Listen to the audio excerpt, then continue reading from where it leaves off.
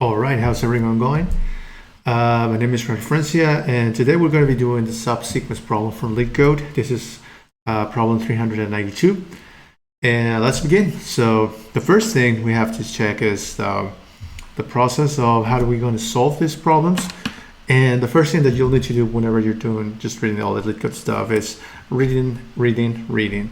Now let's go ahead and see what they're telling us. So given two strings s and t, return true if s is a subsequence and t are of t or false otherwise.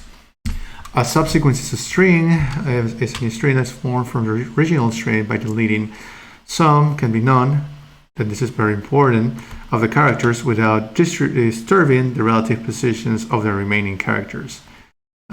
Basically, here it gives you an example, but what that means is that you can't alter the order. So it's not like you can sort the whole array and then after that say that one is a subsequence of the other one. No, the order is very important.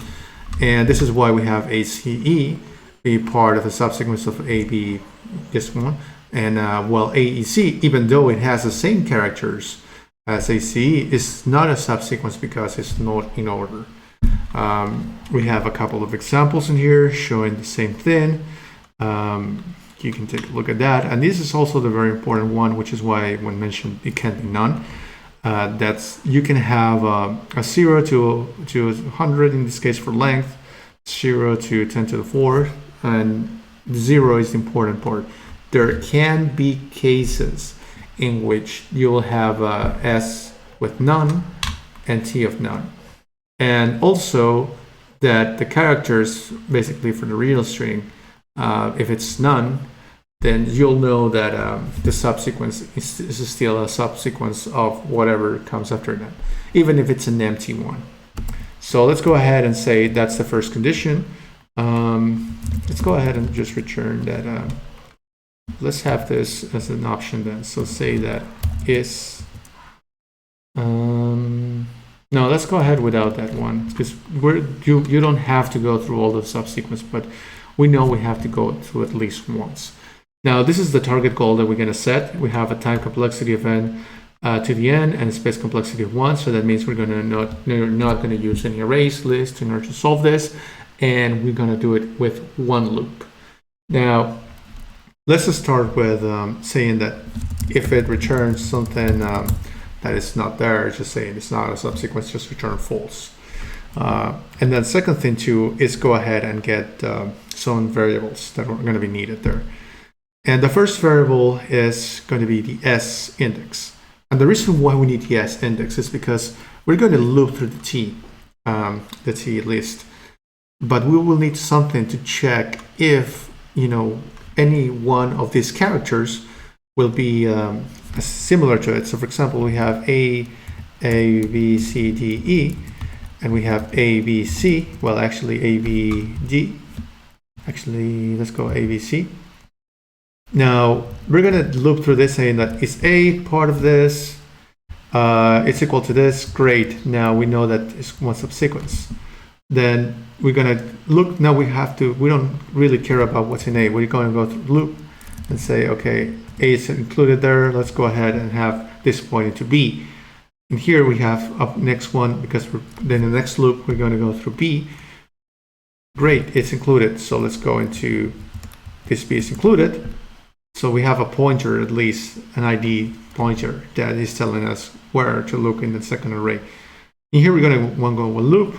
Nothing D and C are not the same. Same thing with E and C.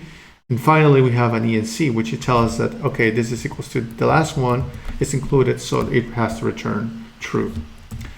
That's exactly what we're going to do. And we call it S, and let's call it IDX, which stands for index, saying that it's going to start at 0 because that's where we want to start. And also we want to have length. Why we need a length to this is because once the IDX reaches a point in which it's the same as the length, there's not going to be anything else than that.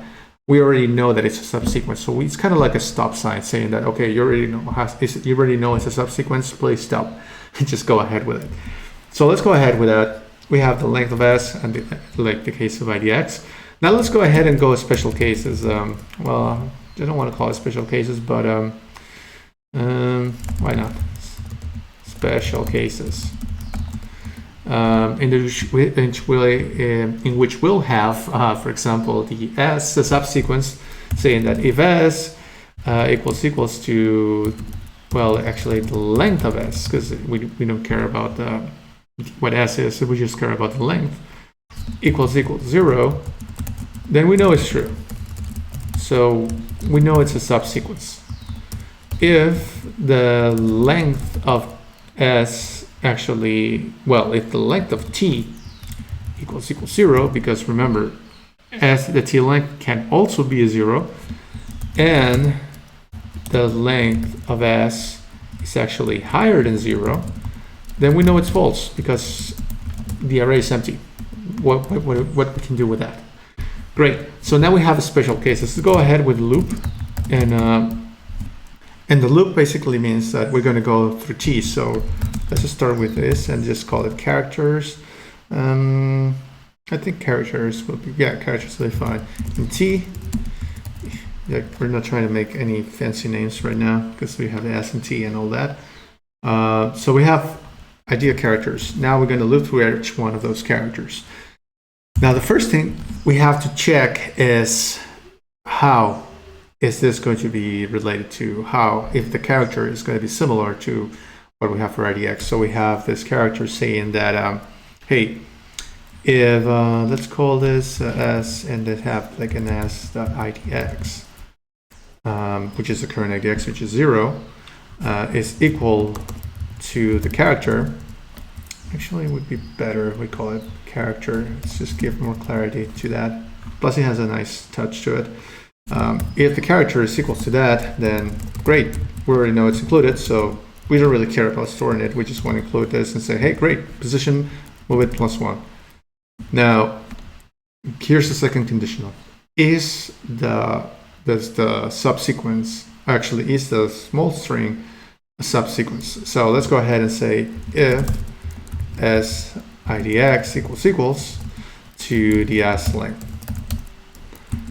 Now that means that, hey, if they are the same size, well, there's your answer. It is a subsequence. Now let's go ahead and run this.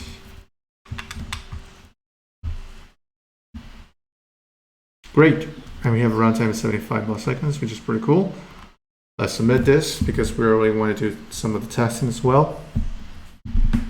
And great. If you can see in here, we have a pretty good runtime. It's still 80%, still 25% to optimize. I'll be interested to see how they do it.